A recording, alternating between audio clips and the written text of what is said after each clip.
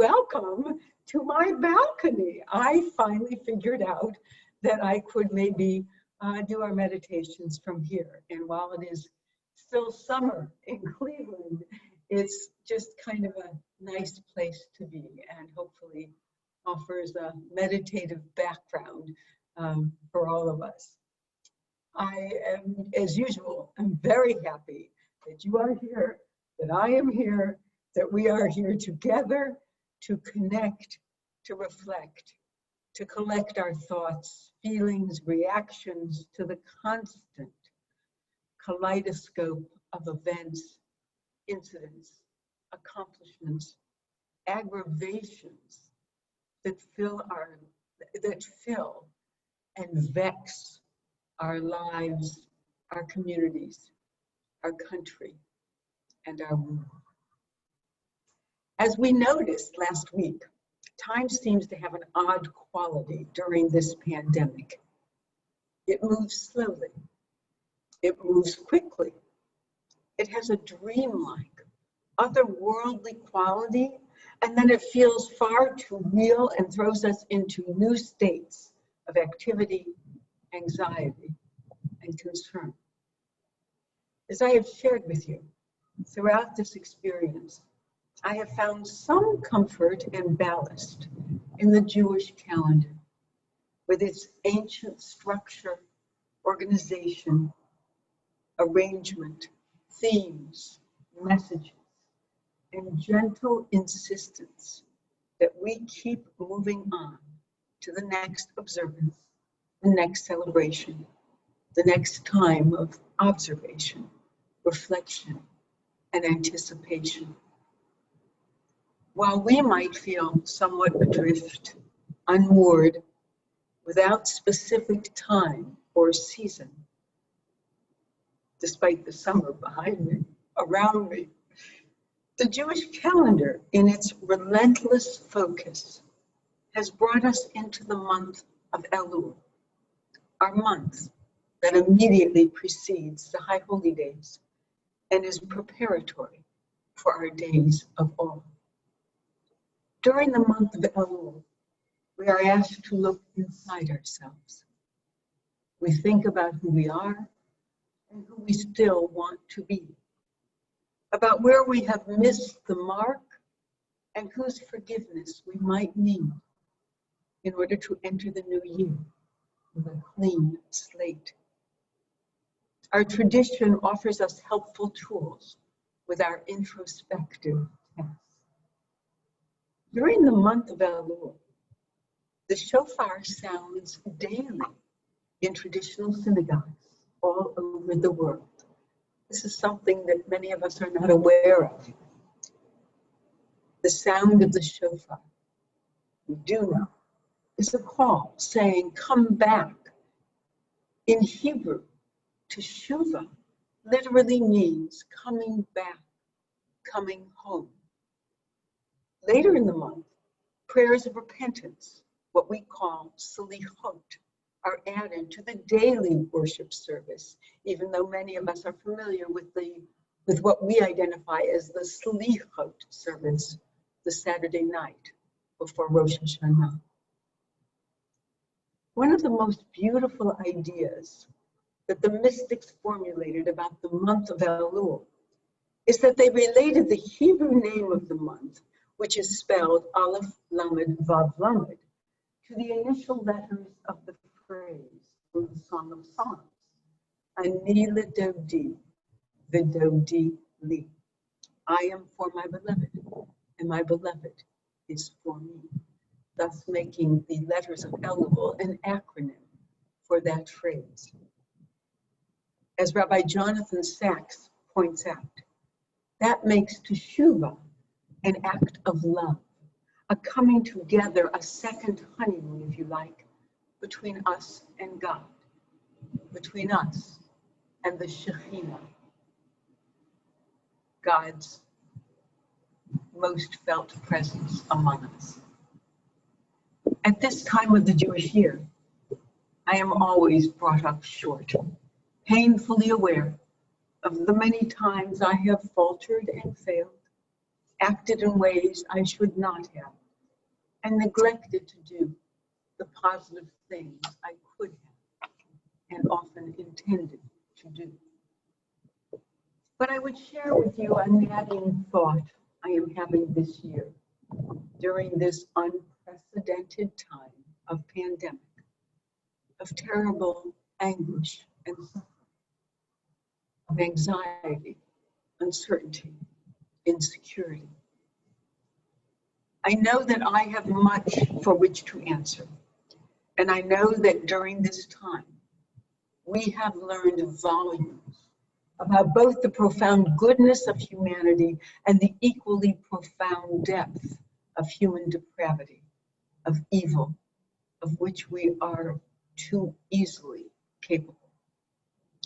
However, it feels as if we are and have been living in a suspended state of judgment, of looking death in the face, of wanting to be spared or to be sentenced. So that this year, I feel not so much as a supplicant coming into God's presence, standing anxiously and hopefully in God's courtroom, according to the imagery of our tradition. I am feeling far more demanding than that. Against all of my rational impulses, against every theological idea I hold dear, I am wanting God to explain God's self. I want answers. I want changes. I want to hold God accountable, and I want celestial heads to roll, even as God must be wondering at our folly, at our irresponsibility, our myopia, our self-deception and egotism, our arrogance and xenophobia. But Elul is here. It holds us gently and lovingly. It tells us this is a partnership, a loving partnership. God has given us the minds, hearts, the spirits to sustain our challenges, to become the people we need to be, and to roll up our sleeves again, perhaps in earnest for the first time, and to get to work, fixing this world we have been gifted. It is time to focus, to change, to grow, to rededicate ourselves. It is time to come home. So let us take our meditative places and positions. I have a new one today. Let us sit with some attention and yet at ease. Our feet firmly on the floor, feeling the ground beneath us, or the cement of the balcony, or the wood under our feet, or the whatever makes up the tiles, the floors, the grass, whatever, wherever we might be. We allow our hands to rest in our laps, perhaps with our palms turned upward. And perhaps we close our eyes, or we focus them gently, softly, nothing in particular, just allowing ourselves to be here, to be present, and to breathe. Oh, let us breathe deeply, fully, comfortably, without restraint. Let us breathe.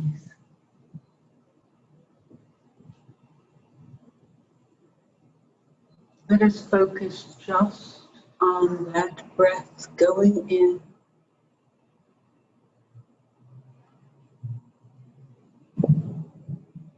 and going out again in its own time, in its own way.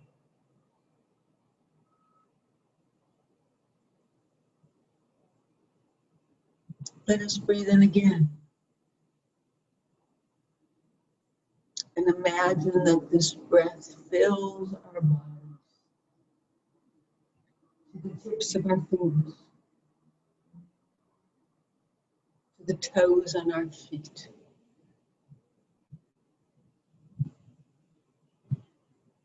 Filling us with life,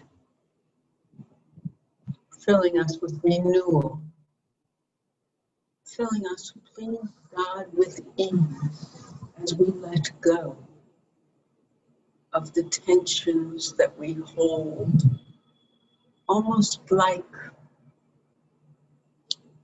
safety valves.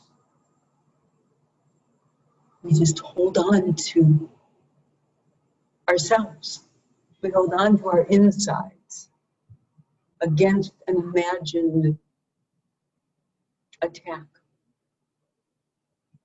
Let us let go of that holding, of that tension, of that stress, just for these few moments.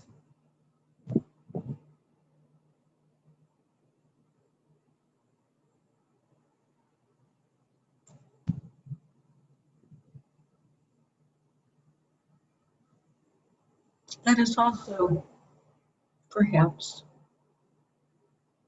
breathe in the anger. Breathe it in, feel it, experience it. Feel what it might do to our bodies.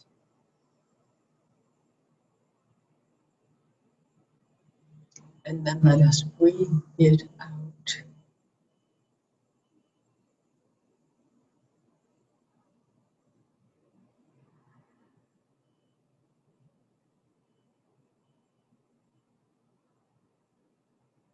We might breathe in our fear again, to feel it, to face it, to know it.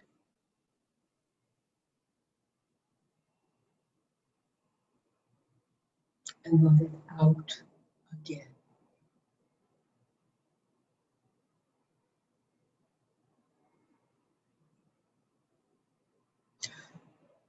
Let us breathe in the anxiety that lurks always in the corners of our minds, in the pits of our stomachs, behind our eyes.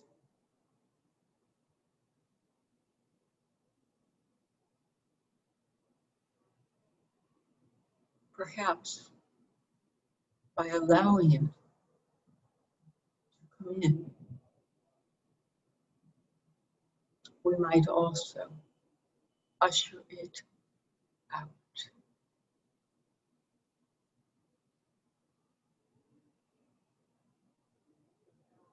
We have no illusion. These feelings will return.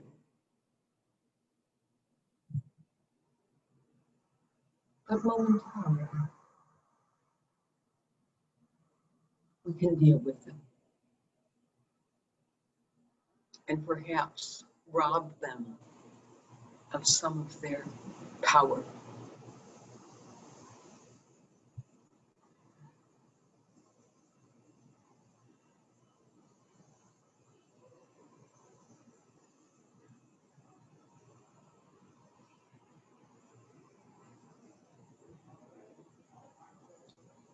And if you are of a mystical bent,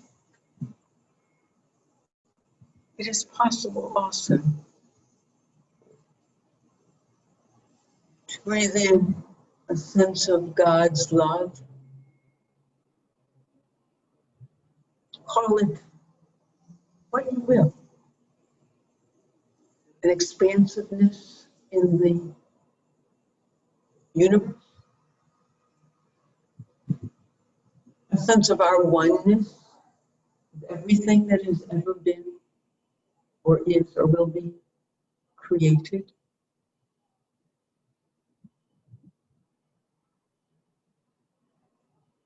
a sense of possibility.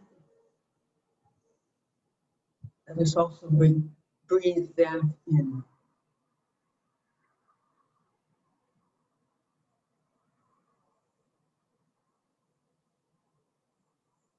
And breathe out with a sense of comfort.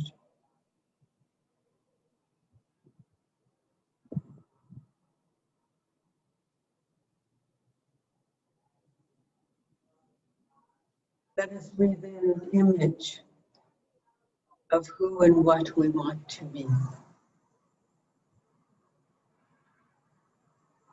of our best selves,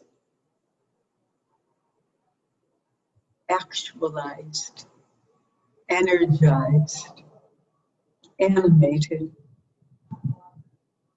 in this complicated world.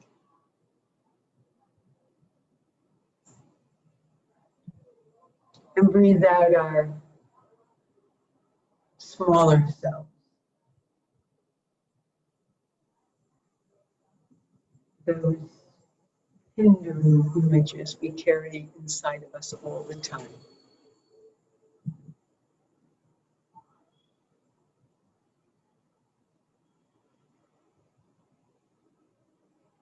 I would invite you to breathe out also any extraneous noises that are filtering through our session.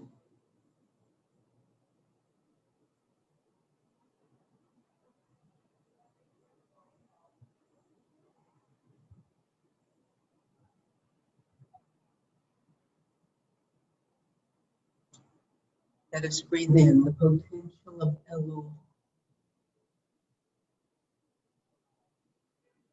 Anila Dodi, Vidodili. I am for my beloved, and my beloved is for me.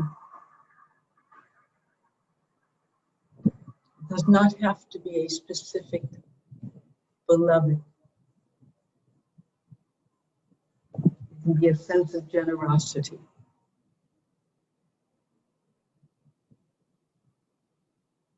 Of accessibility,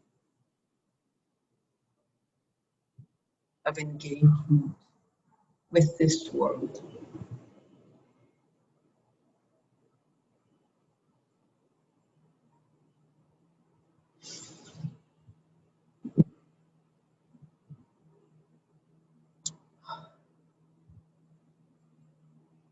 And then just focus on that breath that keeps us alive,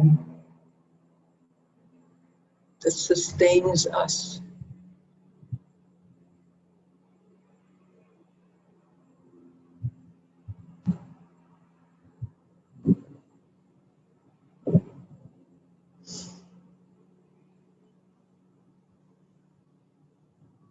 That is with us always, even though we pay no attention whatsoever.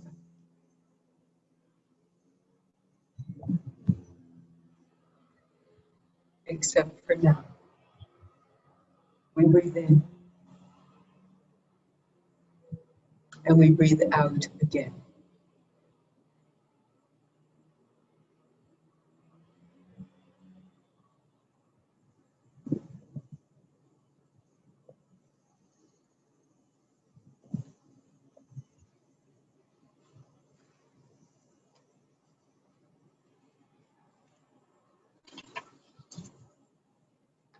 By way of closing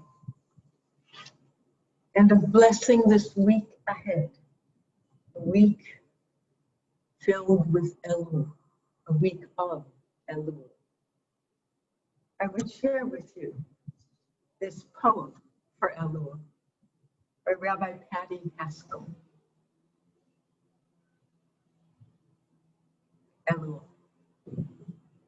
late summer month, leading into the holiest of days, time of reflection, time of return, time of repentance. An invitation to open your heart and feel into your own depths, searching for sweetness, searching for tenderness, searching for reunion with your glorious Creator who loves your very being. Open and be.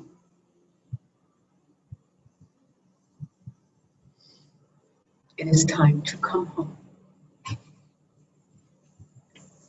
I wish you a good week. I look forward to seeing you next week. God bless.